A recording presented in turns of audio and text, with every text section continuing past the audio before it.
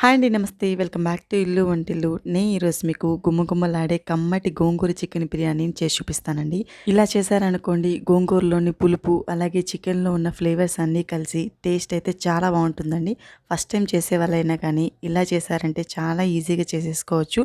Piece అయితే చాలా జ్యూసీగా, చాలా సాఫ్ట్‌గా చాలా వస్తుంది. టేస్ట్ అయితే చెప్పనక్కర్లేదండి. చూస్తుంటేనే ప్లేట్ మొత్తం ఖాళీ చేసేస్తారు. అంత టేస్టీగా ఉంటుంది. మరి ఈజీ వేలో ఈ గోంగూర చికెన్ బిర్యానీని ఎలా ప్రిపేర్ చేయాలో చూపించేస్తాను. వీడియోని స్కిప్ చేయకుండా చూడండి. ముందుగా నేను ఇక్కడ 700 గ్రాముల చికెన్ తీసుకొని నీట్‌గా వాష్ చేసి పెట్టుకున్నాను. మనం ఇక్కడ బిర్యానీ చేస్తున్నాం కాబట్టి చికెన్ పీస్ సైజ్ అనేది కొద్దిగా పెద్దగా ఉండేటట్టు తీసుకోవాలి. కంప్లీట్ లెగ్ పీసెస్‌తో అయినా కూడా బిర్యానీ చేసుకోవచ్చండి. చాలా బావుంటుంది. నేను ఇక్కడ చూపిస్తున్న విధంగా ఈ సైజులో చికెన్ పీసెస్ తీసుకొని ఇప్పుడు ఈ చికెన్ను మ్యారినేట్ చేసి పెట్టుకోవాలండి. దానికోసంగా 1 tablespoon chicken masala, 2½ tablespoon chilli powder, 1 tablespoon ధనియా పౌడర్, ½ టేబుల్ స్పూన్ వేయించిన జీలకర్ర పొడి, ½ టేబుల్ స్పూన్ పసుపు, 1½ టేబుల్ స్పూన్ సాల్ట్ యాడ్ చేసుకోవాలి. నేను ఇక్కడ చికెన్ లెగ్ సరిపోయే మాత్రంగానే సాల్ట్ యాడ్ చేసుకుంటున్నాను. అలాగే 2 టేబుల్ స్పూన్స్ ఫ్రెష్‌గా దంచుకున్న అల్లం వెల్లుల్లి పేస్ట్, 2 టేబుల్ స్పూన్స్ ఆయిల్ వేసుకొని చికెన్ పీసెస్‌కి ఈ మసాలా అంతా కూడా బాగా పట్టేలాగా ఈ విధంగా బాగా కలుపుకోవాలి. ఒక 2-3 నిమిషాల పాటు చికెన్‌ని ఇలా మసాజ్ చేసామంటే మసాలా బాగా పట్టడమే కాదండి, చికెన్ పీస్ కూడా చాలా సాఫ్ట్‌గా చాలా జ్యూసీగా వస్తుంది. చూడండి, బాగా ఈ విధంగా మసాలా చికెన్‌కి పట్టించిన తర్వాత ఒక 15 నిమిషాల పాటు పక్కన పెట్టుకోవాలి.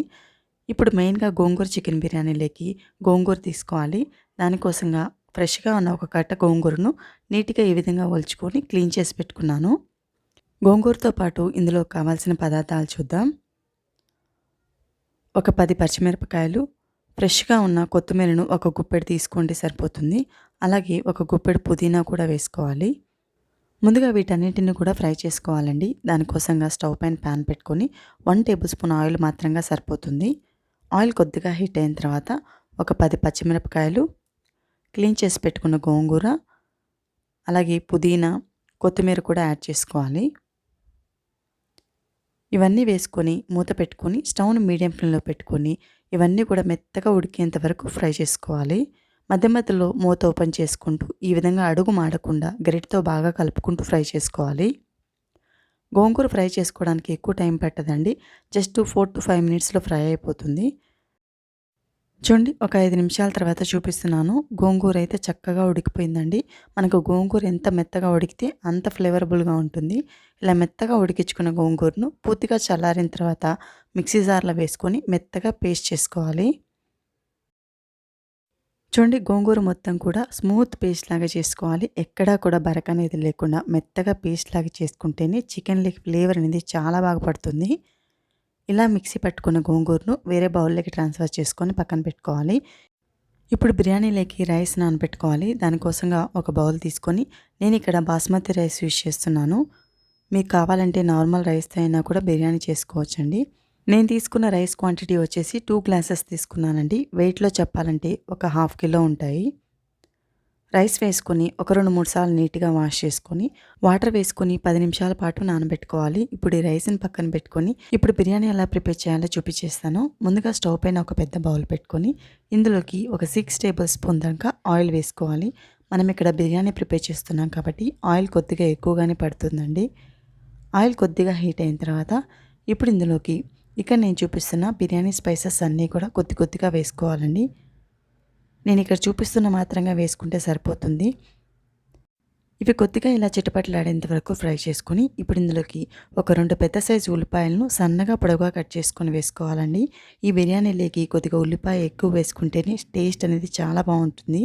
స్టవ్ని హై ఫ్లేమ్లో పెట్టుకొని గరిటెతో ఈ విధంగా కలుపుకుంటూ ఉల్లిపాయ మొత్తం కూడా గోల్డెన్ కలర్ వచ్చేంత వరకు ఫ్రై చేసుకోవాలి.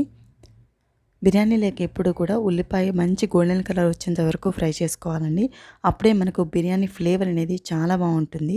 చూడండి, ఒక 2-3 నిమిషాల తర్వాత ఉల్లిపాయ మొత్తం కూడా ఇలా గోల్డెన్ కలర్లోకి టర్న్ అయింది కదా. ఇప్పుడు ఇందులోకి మనం ముందుగా మ్యారినేట్ చేసి పెట్టుకున్నాం కదా చికెన్ మొత్తం కూడా వేసుకోవాలి.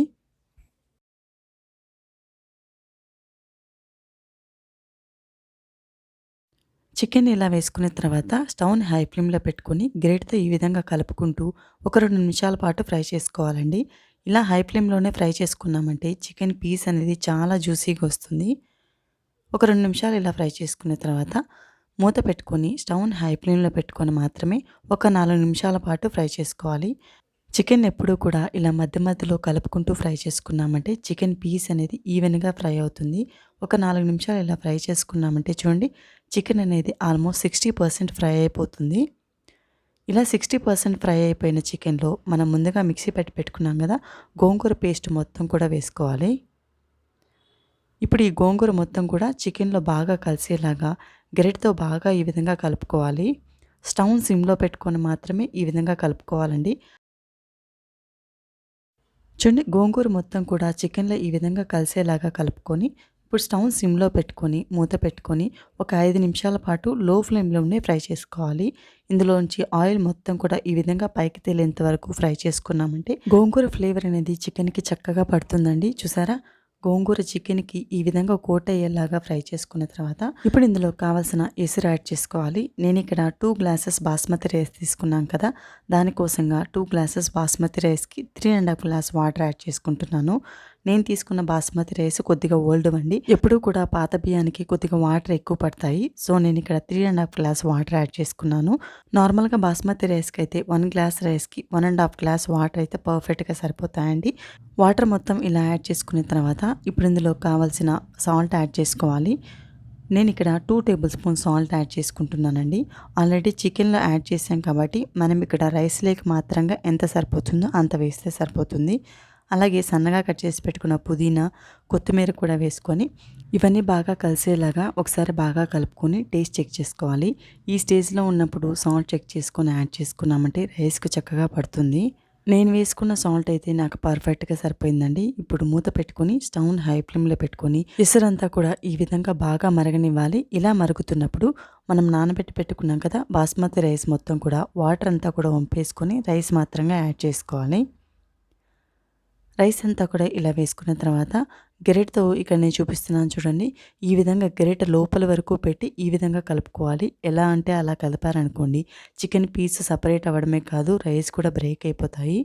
ఈ విధంగా బాగా స్లోగా కలుపుకున్న తర్వాత స్టవ్ను హై ఫ్లేమ్లో పెట్టుకొని మూత పెట్టుకొని ఒక 5 నిమిషాల పాటు ఉడికించుకోవాలి. ఒక 5 నిమిషాల తర్వాత మూత ఓపెన్ చేసి గరిటెతో స్లోగా ఈ విధంగా కలుపుకోవాలి. గరిటెని ఇలా లోపల వరకు పెట్టి స్లోగా కలుపుకుంటేనే మనకు రైస్ అనేవి బ్రేక్ అవ్వకుండా పీసెస్ సపరేట్ అవ్వకుండా పర్ఫెక్ట్గా కుక్ అవుతుందండి. ఇలా కలుపుకున్న తర్వాత స్టవ్ సిమ్లో పెట్టుకొని మూత పెట్టుకొని రైస్లో తేమ అనేది లేకుండా రైస్ పొడి పొడిగా వచ్చేంత వరకు ఉడికించుకోవాలండి. ఒక 5 నిమిషాలు సిమ్లో ఉడికించుకున్న తర్వాత చూపిస్తున్నారు చూడండి. ఇప్పుడు బిర్యానీ రైస్ ప్రాపర్గా కుక్ అయిందో లేదో చెక్ చేస్తాను చూడండి. గ్రేట్ తీసుకొని ఈ విధంగా సైడ్స్ మాత్రంగా తీసుకొని చెక్ చేసుకోవాలి. రైస్ అయితే పొడి పొడిగా ప్రాపర్గా కుక్ అయిందండి. కొద్దిగా తేమున్నా పర్లేదండి. కొద్దిసేపు ఇలా రెస్ట్ ఇచ్చామంటే మనకు తేమంతా కూడా పోయి రైస్ పొడి పొడిగా చాలా బాగా వస్తుంది. ఇప్పుడు స్టవ్ ఆఫ్ చేసేసుకొని ఒక 3 టేబుల్ స్పూన్స్ నెయ్యి యాడ్ చేసుకోవాలి. ఇలా బిర్యానీ పైన గీ యాడ్ చేసామంటే గీ ఫ్లేవర్ అనేది రైస్కి చాలా బాగా పడుతుందండి. నెయ్యి వేసుకున్న తర్వాత మూత పెట్టుకొని ఒక 10 నుంచి 15 నిమిషాల పాటు రెస్ట్ ఇవ్వాలి. చూడండి, ఒక 15 మినిట్స్ తర్వాత సర్వ్ చేసి చూపిస్తున్నాను చూడండి. రైస్ అయితే చాలా పొడి పొడిగా చాలా బాగా కుక్ అయిందండి. పీస్ కూడా చాలా జ్యూసీగా చాలా బాగా వచ్చిందండి బిర్యానీ అయితే. ఇందులోకి ఏ కాంబినేషన్ లేకపోయినా కూడా ఇలాగే తినేయచ్చు. అంత ఫ్లేవరబుల్గా అంత బాగుంటుందండి. మీకు కావాలంటే లాస్ట్లో కొద్దిగా నెయ్యిలో ఇలా జీడిపప్పును ఫ్రై చేసుకొని బిర్యానీ పైన వేసుకొని తిన్నారంటే బిర్యానీ తినేటప్పుడు అక్కడక్కడ జీడిపప్పు తగులుతుంటే ఆ టేస్ట్ చాలా బాగుంటుందండి. నేను ఇక్కడ పీస్ ఎలా కుక్ అయిందో చూపిస్తాను చూడండి. పీస్ అయితే చాలా సాఫ్ట్గా చాలా జ్యూసీగా పర్ఫెక్ట్గా కుక్ అయిందండి. చూస్తేనే అర్థమవుతుంది కదా. టేస్ట్ అయితే చెప్పనక్కర్లేదండి, సూపర్గా కుదిరింది. ఇదే ప్రాసెస్లో మీరు కూడా ట్రై చేసి మీకు ఎలా కుదిరిందో కమెంట్ చేయడం మాత్రం మర్చిపోవద్దండి. అలాగే ఇలాంటి మరెన్నో simple and tasty healthy recipes కోసం మన ఇల్లు వంటిల్లు ఛానల్ని ఒక లైక్ చేసి సబ్స్క్రైబ్ చేసుకోవడం మర్చిపోవద్దండి. Thank you for watching.